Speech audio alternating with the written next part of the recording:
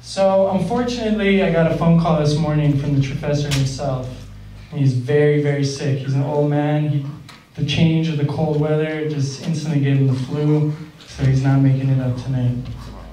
I know, it's happened before. It'll happen again, but at least it seems like he'll make it through tonight. Luckily, he sent me somehow this DVD, which he said is pretty close to what we had rehearsed before. I'm honestly shocked that he knows how to use a DVD burner, so I watched a little bit of it. The sound is a little bit messed up, the video is a little bit messed up, but I think it should suffice. So once again, thank you all.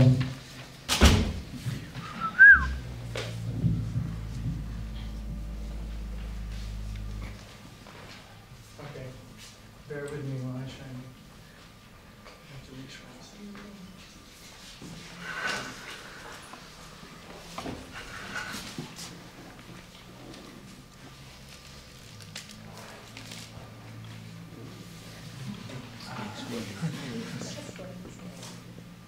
It's definitely not Blu-ray.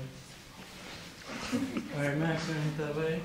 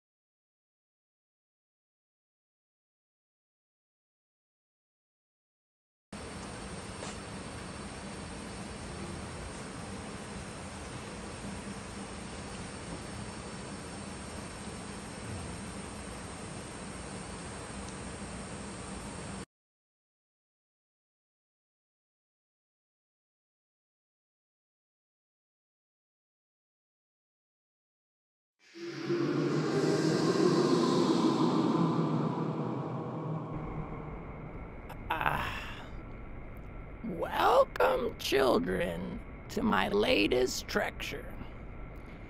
I would firstly like to thank the volunteer musicians who will be performing examples of the different musical forms we will be discussing tonight. Who they are, I do not know, but I trust that they are talented. Tonight, we will be discussing just how the experimentalists tried desperately to subvert classical musical composition into something new and fresh. They had been struggling since 12-tone and serial music became just as hierarchical and bland as traditional tonal composition. They undertook grave undertakings to completely destroy any sense of sense and order in music making. There were seemingly no ways to go forward and make something actually progressive. If atonal music was boring and stifling, then what could they possibly do? This is what they asked themselves, I think. Instruments were just not doing it or performing it in the correctly exciting manner as they once did. But tape came out and the radical was born. The avant-garde had finally been given to the music makers. Abstraction had existed for quite the period in the visual realm, and finally the power had been given to the makers of music. So yes, it was tape that marked the beginning of the composer's liberation into the realm of all sound. They could control sound upside down, inside out, backwards and forwards, slow and fast. They could make sounds higher in pitch than any physical instrumentalist, or if they felt like it, make it dreadfully slow and sustain longer than an unwanted guest. So without further ado, please enjoy the sounds of the pure magnetic tape sounds in your ears. Splendid.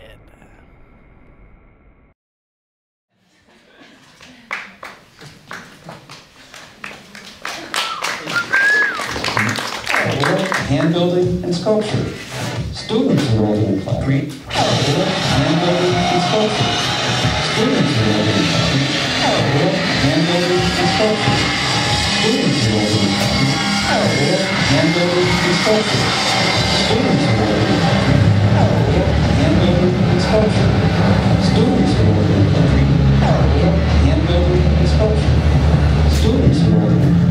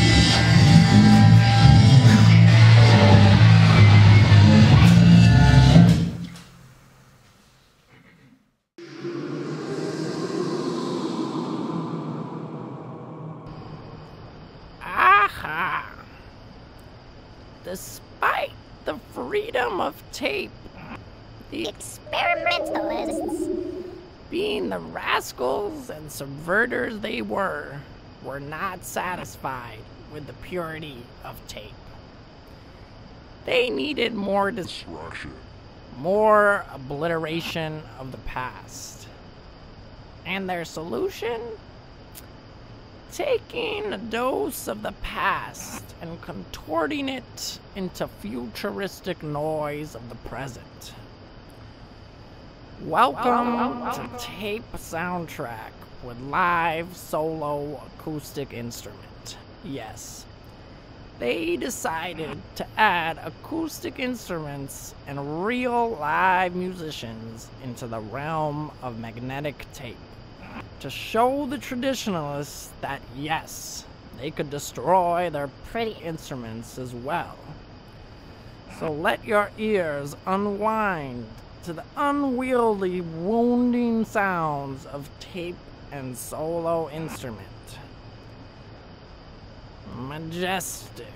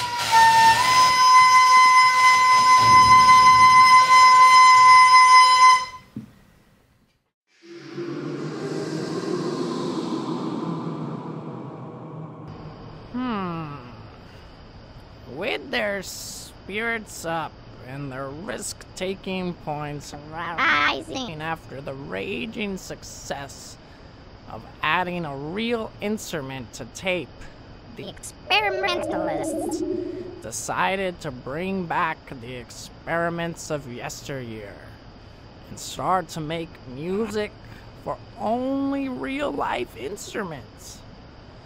But instead of writing and composing, they told their musicians to just play.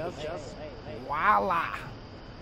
Free-form improvisation. The musicians now had full autonomy to play whatever they wanted to. Of course, they were given instructions and restrictions to stay away from too much melody and too much sense. So, with a few guidelines, the orchestra was finally free. See for yourself. Dazzling.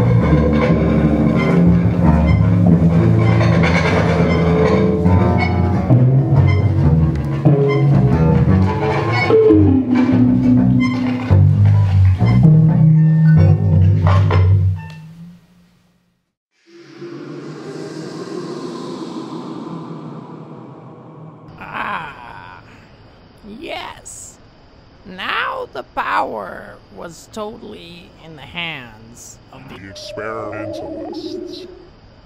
and finding the rampage and destruction and the pleasure, they sought out their next victim. Opera. Voice was getting tamer and tamer in the new century, and The experimentalists. thought they could breathe life deep back into the lungs of the singers who were using their lungs to drab effects. Adding little effects to alienate their voices and telling them never to stop and worry about harmony was their deep solution. And progress was made, and experimentation was brought forward quicker and quicker And quicker. Wonderful.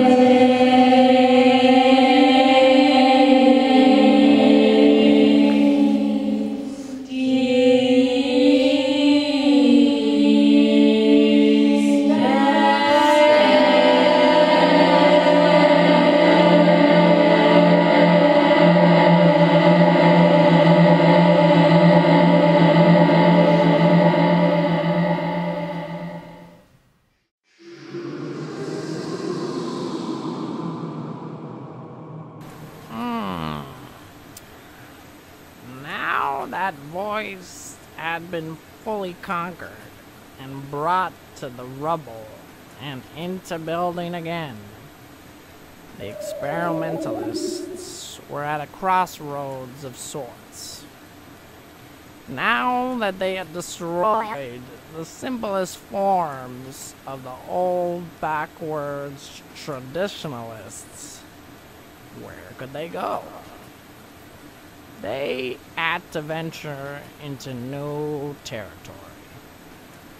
And lucky for them, at this point in time, they had access to all these new electronics, effects pedals, contact mics, portable audio mixers, tape, of course, and oscillating circuits of all sorts. So their next step, exterminate orchestra and combine composer and performer into one. Yes, they were now able to control sound all on their own. The experimentalists were now self-sufficient in their never-ending desire for noise. Transcendent.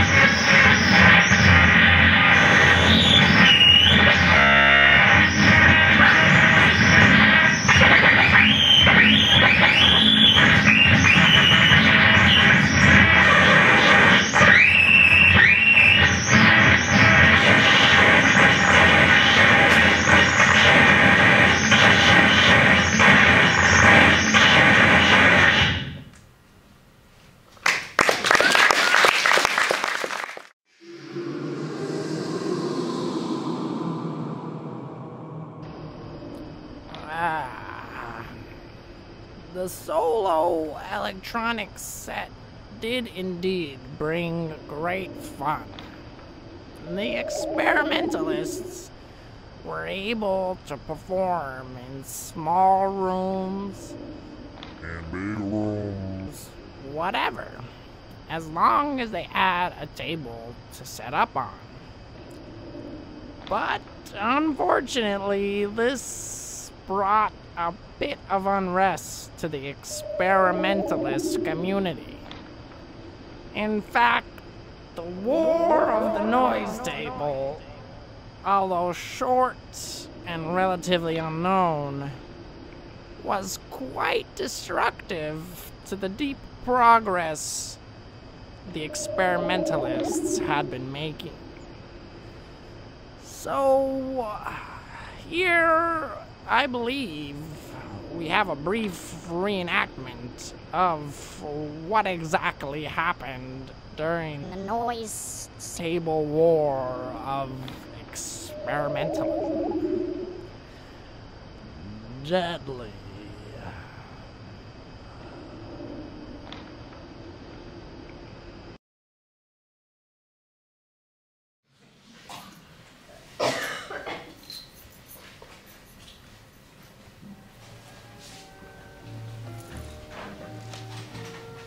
Hey, Ani. What's that you have there? Oh, hi, Lazar. It's just my new noise table. Wow. Sure seems swell. You mind if I play with it for a little?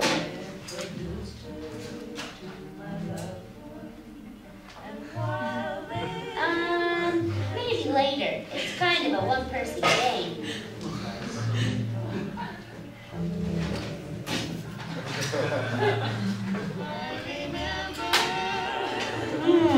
I'm sure we can share.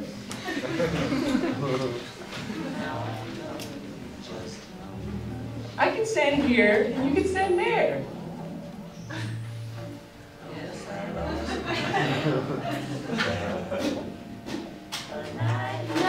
No, really. One person at a time. Come back later when I'm done.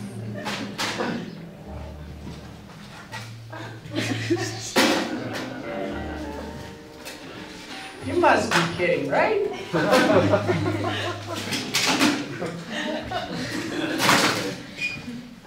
I won't get in your way if I just stand over here. Look what you did. You're knocking things off. It's my noise table. And now look what you did. Break everything and no one will be able to use it. No, stop it. You're not being fair. You're not being fair. It's my noise table.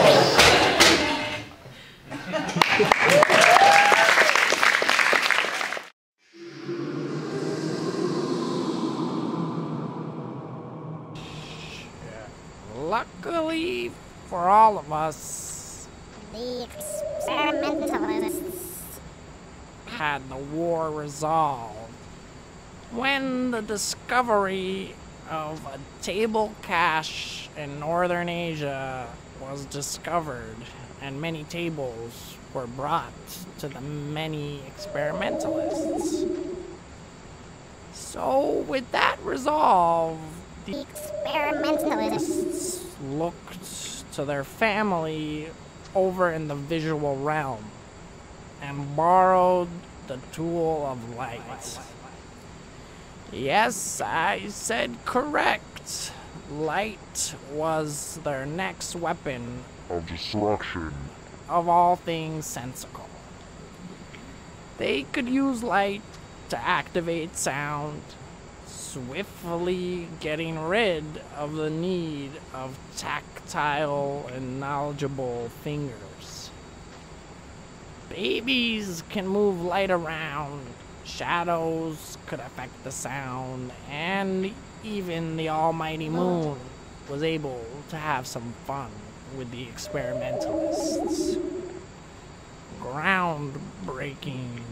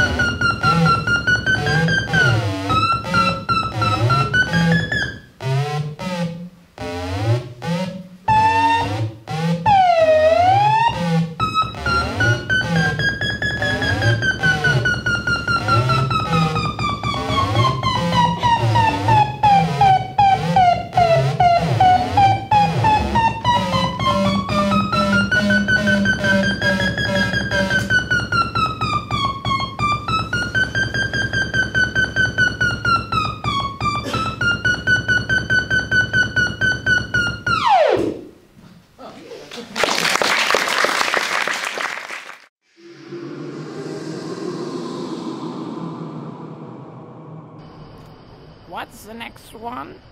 Alright.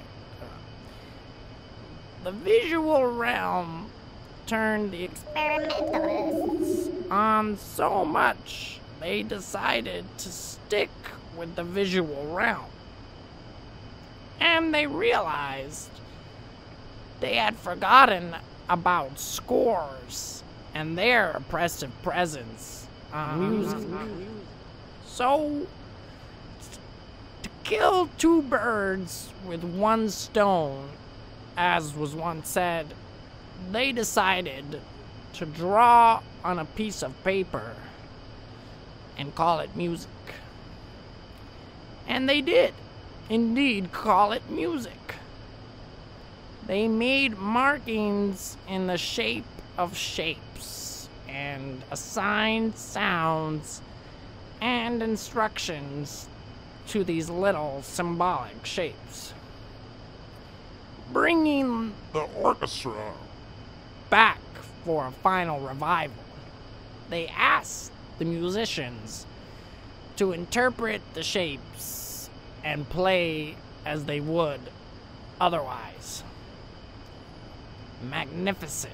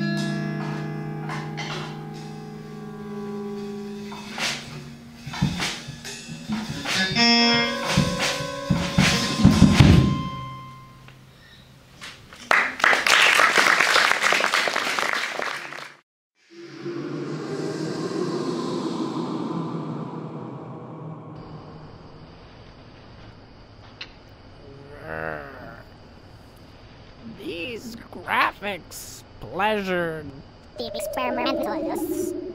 but the return of instruments reminded them of what they hated. Tradition. The instruments themselves were restrictors of freedom and progression, and they needed to go off to the dump site where the experimentalists had been sending the ruined forms of yesteryear for years. So they said, anything is an instrument. And moving along movingly with household objects, industrial tools, rubbish from the street, and old childhood toys, they began to make sound. The experimentalists were able to free the instrumentalists from the instruments, giving them the ability to use anything they could find to make a glorious noise. Glorious.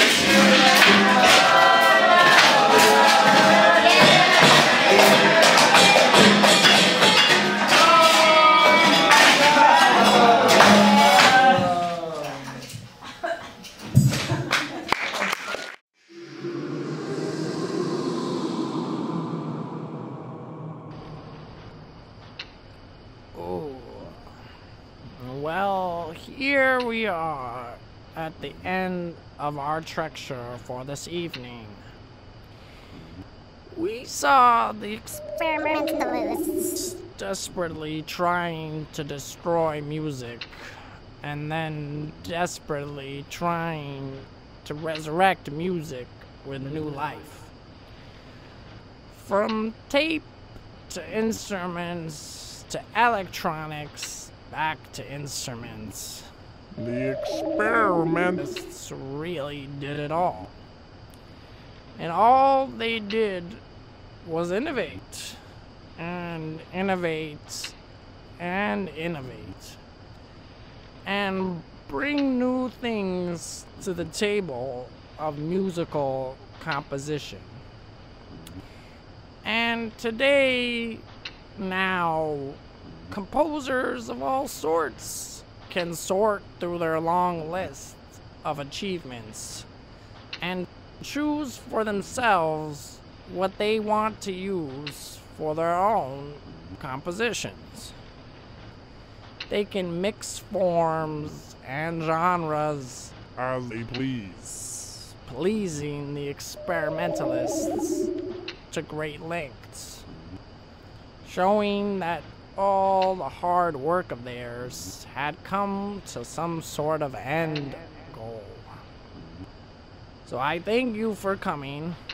My name is Trofessor Creason, and please enjoy an original piece by these performers that may or may not utilize some of the topics and events we have talked about this night. Marvelous.